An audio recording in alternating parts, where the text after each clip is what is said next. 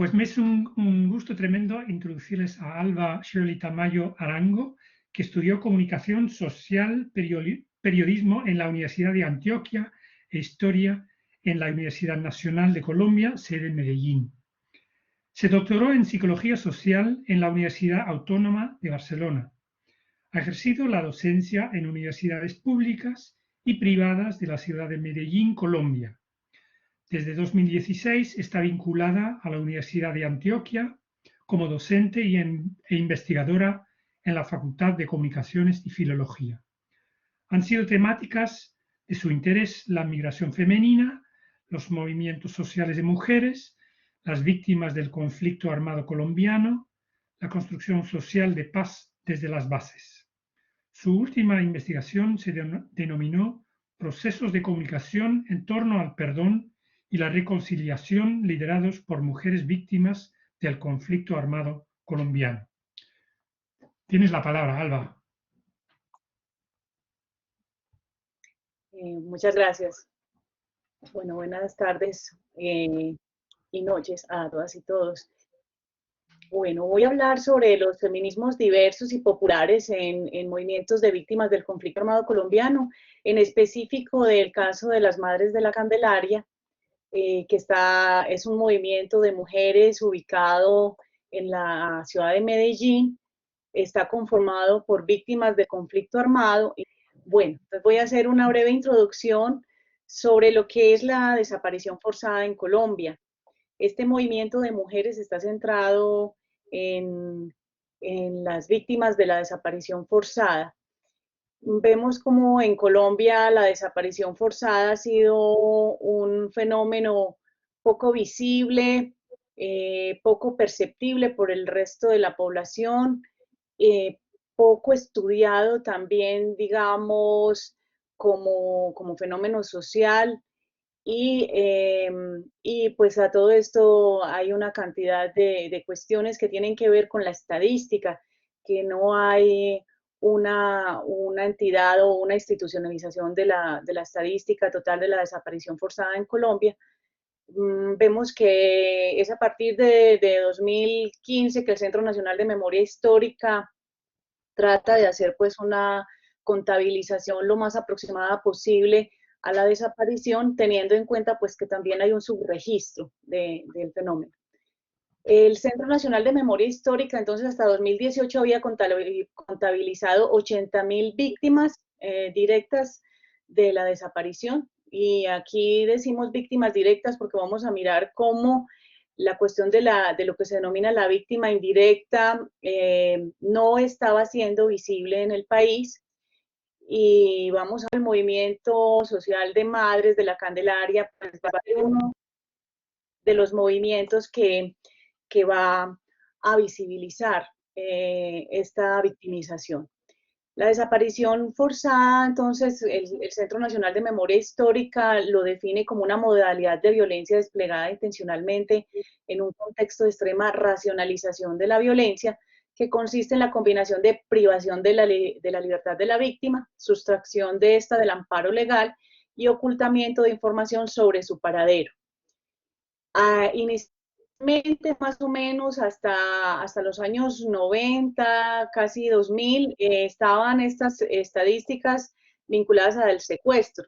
Entonces, digamos que no había una claridad en torno a la desaparición forzada en el país.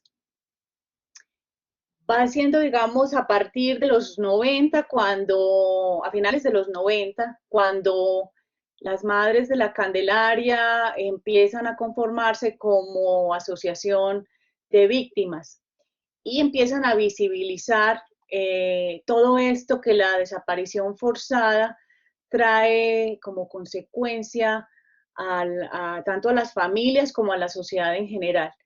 Y empiezan a visibilizar también la cuestión de la victimización que introduce el hecho de la desaparición forzada en las familias. Vemos cómo la desaparición forzada rompe los vínculos sociales, ¿cierto? Introduce el miedo, introduce el terror, introduce los silenciamientos y además la coerción, porque lo que hace que la desaparición forzada es generar incertidumbre, una incertidumbre que no cesa y que se mantiene a lo largo del tiempo, que siempre es actualizada y que las madres lo saben muy bien, cómo esa incertidumbre se introduce en la vida de ellas y la transforma. Eh, por qué la desaparición forzada ha sufrido un incremento sustancial a partir de los 2000, del año 2000? Porque no permite la contabilización de las víctimas de homicidio, que digamos cuando se comparan las estadísticas, en la medida en que los homicidios bajan, las desapariciones entonces, ahí es una manera de generar como un ocultamiento, una ambigüedad dentro de lo que es pues la estadística, pero también la incidencia de la violencia a través de la desaparición forzada.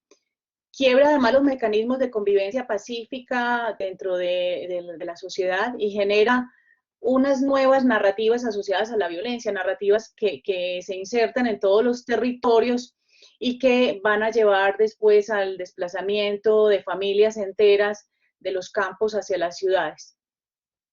La desaparición forzada está vinculada a otras formas de violencias, como son pues los asesinatos, las masacres, la violencia sexual contra mujeres y jóvenes,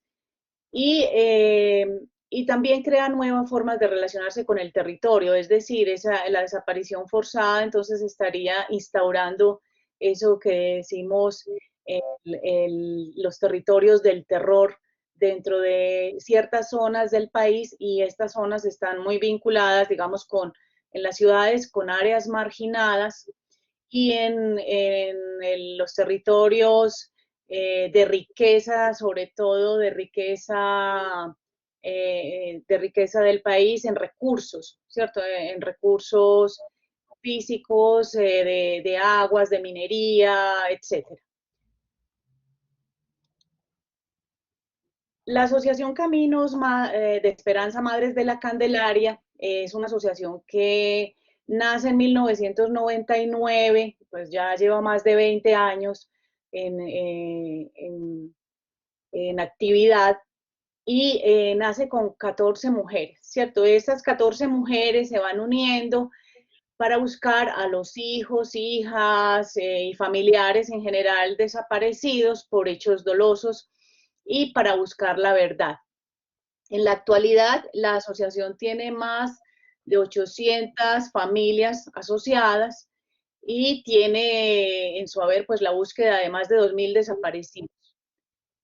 Eh, Son mujeres digamos, en su gran mayoría, 96%, 98% son mujeres que integran la asociación, y gran cantidad de ellas son campesinas, y las que no son campesinas son mujeres que han llegado a la ciudad hace mucho tiempo, desplazadas en su gran mayoría, y que hacen, digamos, un proceso de adaptación difícil en zonas muy marginadas de la ciudad, y que también han sido víctimas de la desaparición en las zonas urbanas. Pero en su gran mayoría son mujeres desplazadas del campo a la ciudad de Medellín.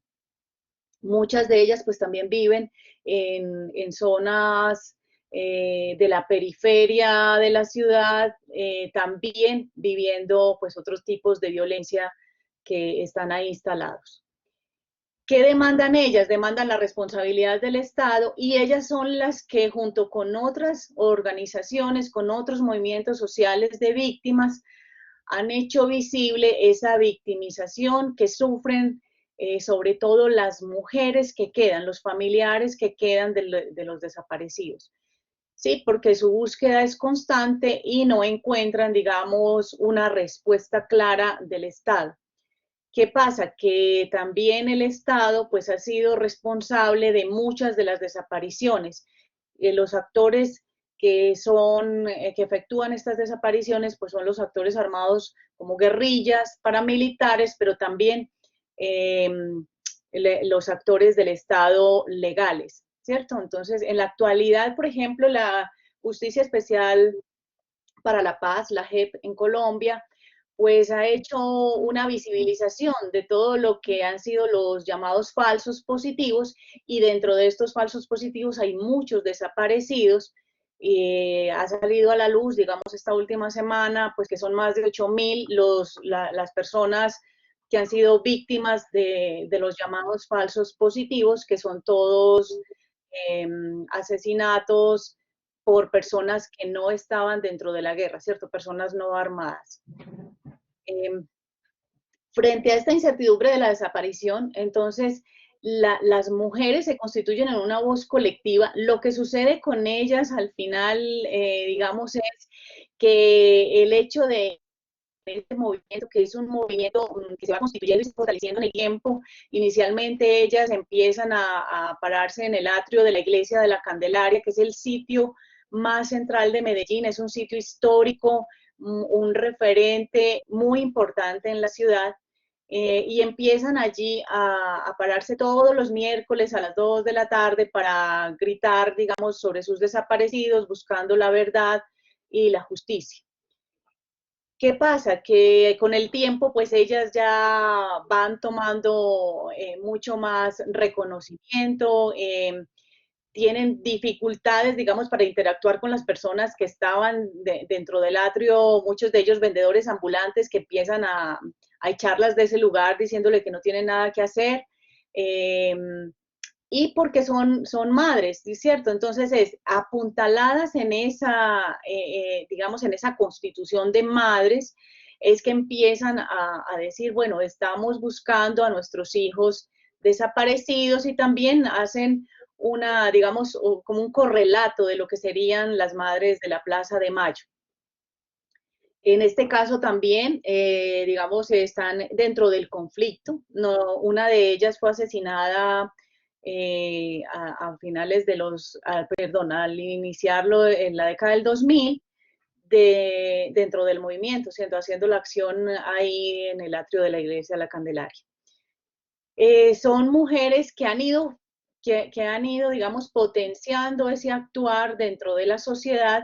En la actualidad son muy reconocidas, han incluso participado pues en los procesos de paz, y han estado ahí en todo lo que fueron los acuerdos, y fueron ellas parte de quienes dijeron que las víctimas no habían sido, y ni las mujeres no habían sido integradas en lo que había sido el acuerdo. Y entonces ahí fue cuando empezaron a introducirse todas estas cuestiones de género en el acuerdo con las FARC.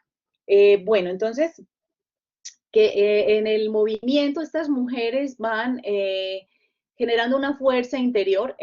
Como dice Raúl Civechi, los movimientos sociales en América Latina no solamente miran hacia afuera, sino que miran hacia adentro.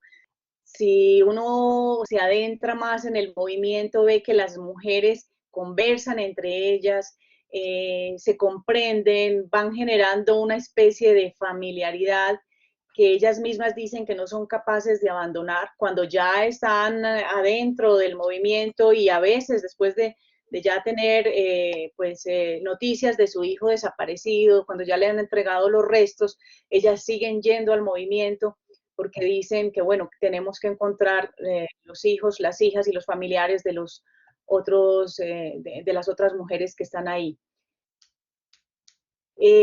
Se cree entonces esa voz colectiva. Ellas en sí ven que el hecho de hacer memoria es una cuestión muy importante en el país. No sabemos de los desaparecidos. También generan ese eco en redes internacionales y son muy buscadas desde, digamos, del periodismo internacional para hablar sobre estos hechos que en el país han ido quedando, digamos, ahí como entre otras cosas de las que no se habla mucho. Se configuran además como agentes de una experiencia de búsqueda que las atraviesa, pero que también las transforma, ¿cierto? Que hace de ellas una subjetividad diferente. Entonces podemos decir que crean otra especie de ciudadanía. En su discurso, en su narrativa, se encuentra, digamos, esa campesina que salió, que era una mujer otra, muy distinta, que era una mujer sometida al quehacer de la casa, digamos, a estar en su finca con su esposo y con sus hijos, y dedicada a su hogar, y digamos que no tenía ni conciencia siquiera de que era, por ejemplo, participar como ciudadana de este país. En el movimiento, entonces ellas empiezan a ver que es que su voz es importante, que su voz tiene poder y que ha logrado transformar en alguna medida pues muchas cuestiones que tienen que ver con la guerra, ¿cierto? Entonces, es así que se han empoderado de tal manera que han, digamos, ido a la fiscalía a decir, bueno, los procesos no se mueven y empiezan a generar pues también una activación a través de medios públicos para que haya una búsqueda que sea efectiva de las personas desaparecidas. Hablamos entonces de feminismos diversos y populares porque ellas en general no se asumen como feministas, pero sí conversan con ciertas cuestiones feministas que vienen desde un feminismo muy académico, son muy receptoras de lo que se mueve en la universidad. Entonces, ellas, digamos, establecen diálogo continuo con las universidades de la ciudad, tanto públicas como privadas, y abren las puertas, digamos, a este tipo de investigaciones como las que yo he hecho, en las que trabajé estos relacionamientos que ellas empezaron a hacer con los victimarios. Son tan activas, digamos, y tan potentes que son ellas las que han buscado a los victimarios para conseguir la verdad, para conseguir saber dónde están los cuerpos de los desaparecidos, porque a través de todo lo que se dio en el proceso de justicia y paz, digamos, con lo que fue la desmovilización de los ejércitos paramilitares en el gobierno de Álvaro Uribe, no consiguieron en realidad cuestiones efectivas en relación a sus familiares. ¿Qué dicen ellas? Que fueron más bien como usadas y revictimizadas en el sentido de que eran los ex paramilitares, los excombatientes, quienes necesitaban apoyarse, digamos, en esa presencia de ellas, en ese escenario jurídico, para lograr parapetarse en lo que era pues todo ese proceso de desmovilización y lograr que acogerse a todo el proceso de justicia y paz, a la justicia transicional que se, que se planteó en ese momento. Entonces, al ver ellas que en realidad pues no había muchos resultados, empiezan a ir a las cárceles y directamente hablan con quienes han sido victimarios, tanto guerrilla como paramilitares. Iniciaron pues con todo ese proceso de desmovilización de paramilitares, pero encontraron guerrilleros también en las cárceles y con ellos empiezan pues a gestionar todo lo que es la búsqueda de esas verdades.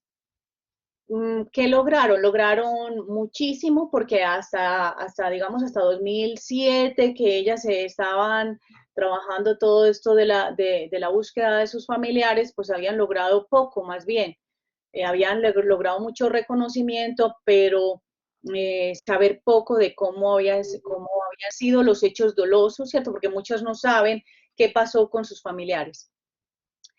Y digamos, en este proceso que duró varios años, más o menos 5 o 6 años, ellas lograron más de 100 cuerpos, lograr reconocer, que ellos reconocieran y dijeran dónde estaban ubicados los cuerpos y también generar, digamos, ahí una especie de narrativa novedosa totalmente en el país, que era los procesos de reconciliación y perdón entre víctimas y victimarios.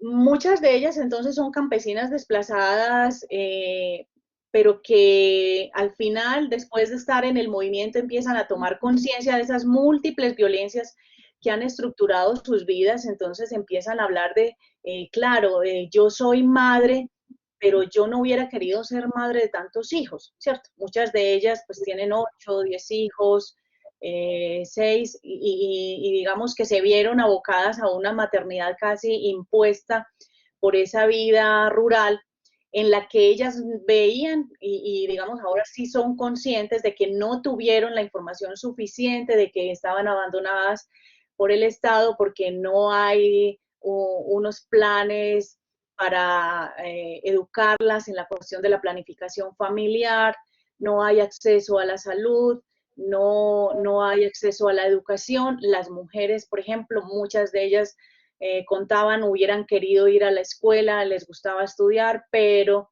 el trabajo en la vida rural se los impedía y veían como única salida el matrimonio.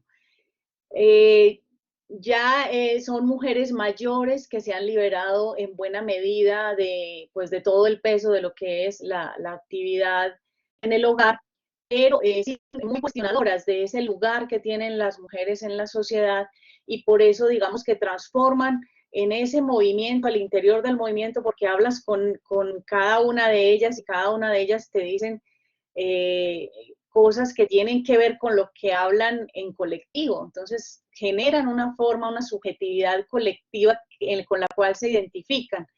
Y esa maternidad, entonces, es una maternidad que ya no está en lo privado, sino que es una maternidad pública, colectiva, reivindicativa, sobre la cual se apoyan para hacer ver que no vivimos en una sociedad cuidadora, vivimos en una sociedad muy violenta, donde las mujeres, pues, mujeres como estas se han visto abocadas a salir de manera colectiva a cuestionar tanto lo que hace el Estado como lo que hace la sociedad. Siempre ellas están hablando de como sociedad qué hacemos para construir paz, para cambiar esta dinámica de violencia en la que estamos inmersos.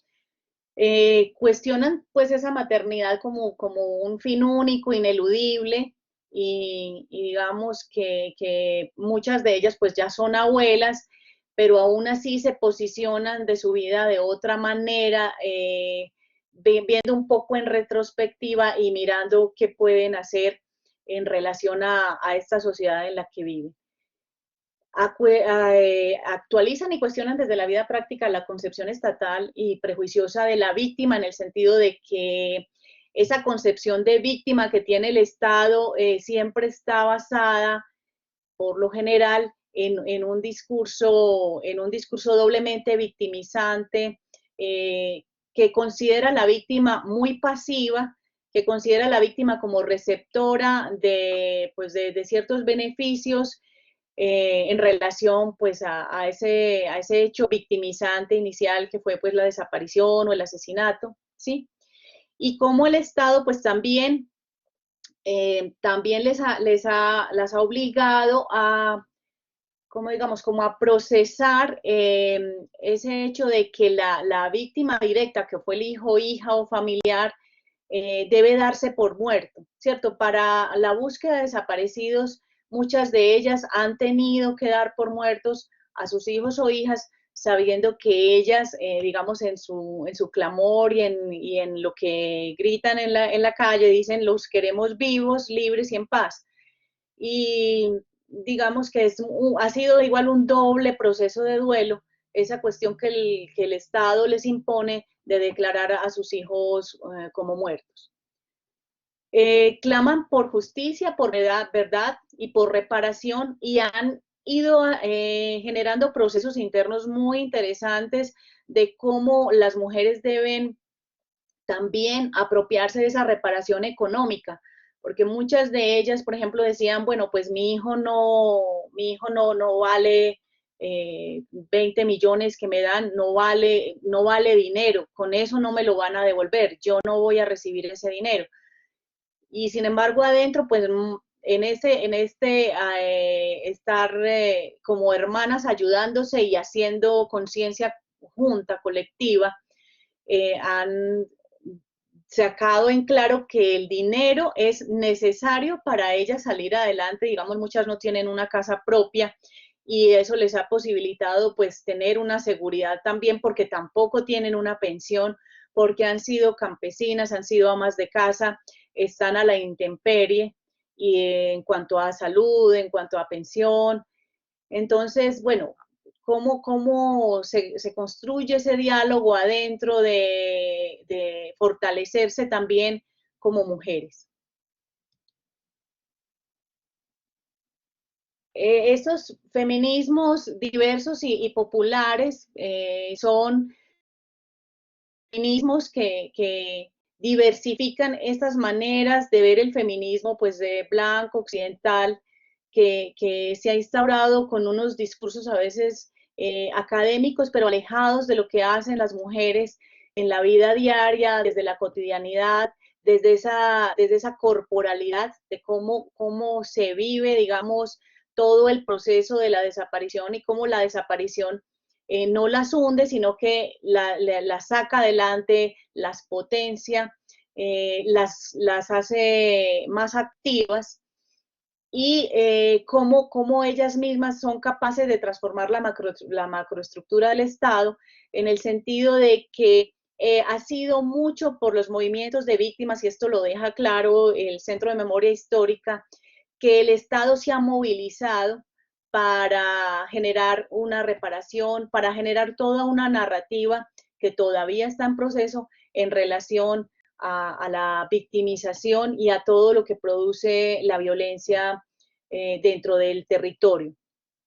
Son ellas, por ejemplo, las que han introducido pues todos estos movimientos, tanto los de ellas, pero en conjunto con otros movimientos de víctimas, que desde la Fiscalía se haya creado una sección especial para búsqueda de personas desaparecidas y que esto venga moviéndose y que y digamos que se activen los mecanismos que tiene el Estado, porque en general pues hablamos de un Estado muy burocrático, muy lerdo, muy lento en todos estos procesos y ellas están continuamente pendientes de que sí funcione.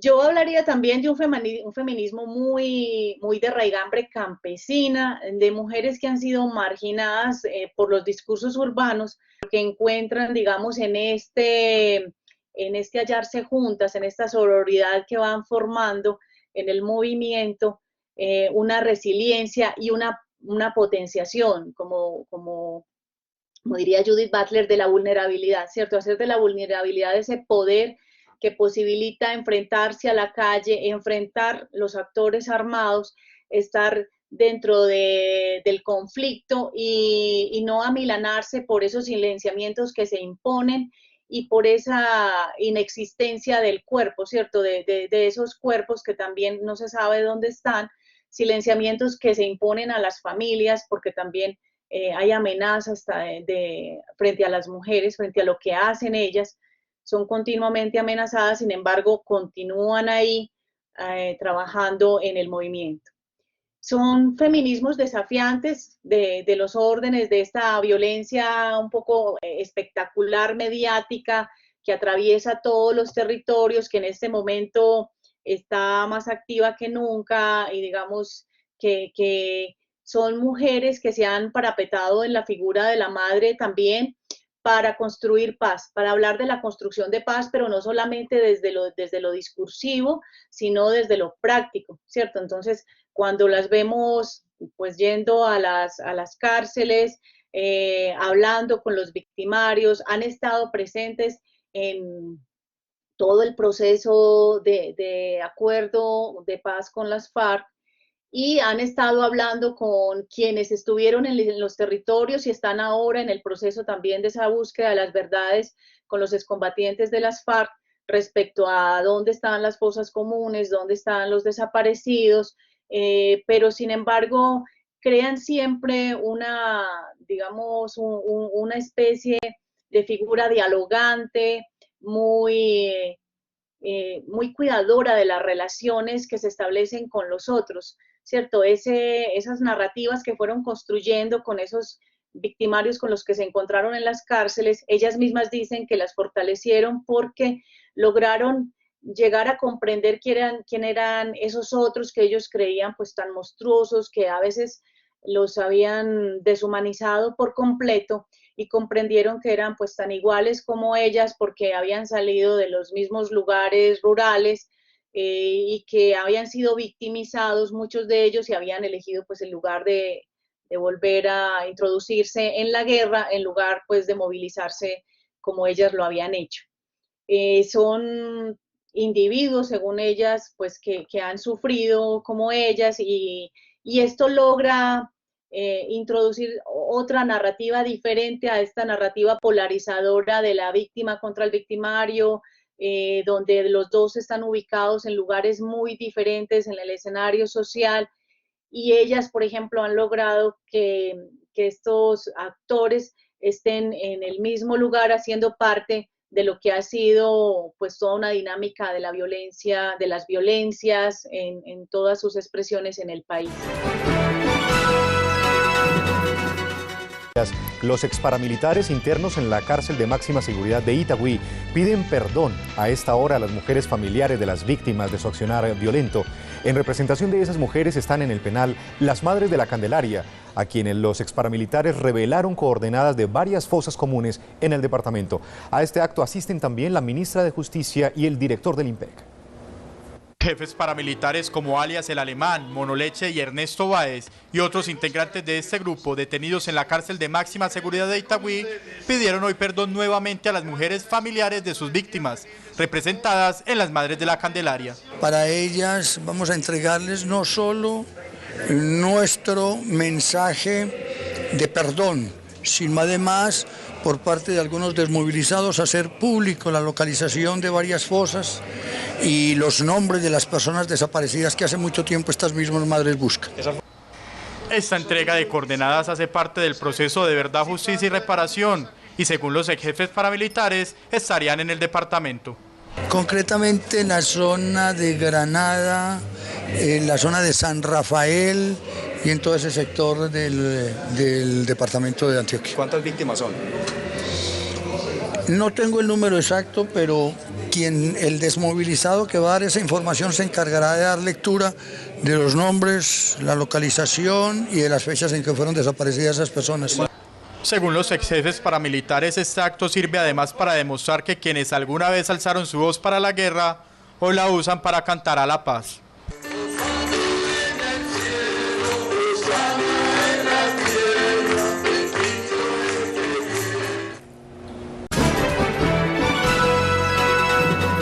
Esta es, por ejemplo, una de las actividades que ellas hacen siempre en la ciudad de Medellín, que se llama el plantón. El plantón entonces ha sido ya una institución en la ciudad. Quienes la buscan muchas veces no las buscan en la sede, sino que van y las buscan al plantón. Se han movilizado por toda la ciudad y han estado en muchas actividades dentro de la ciudad, pero también han hecho búsqueda de desaparecidos en otras ciudades y también se han insertado en el movimiento mujeres de otros lugares del país. Las mujeres que llegan allí logran, ellas mismas narran que logran cambiar mucho la perspectiva de vida, porque lo que hace la desaparición forzada, dentro de lo que dicen ellas, muchas de las mujeres, es que, pues que las llevan incluso a pensar en el suicidio. Modifica la perspectiva de vida, modifica toda la trayectoria que venían teniendo de soportar un dolor individual a soportar un dolor colectivo, pero además sobreponerse y hacer que este dolor sea visible y que sea comprendido por toda la sociedad y por todas las personas que llegan a escucharlas.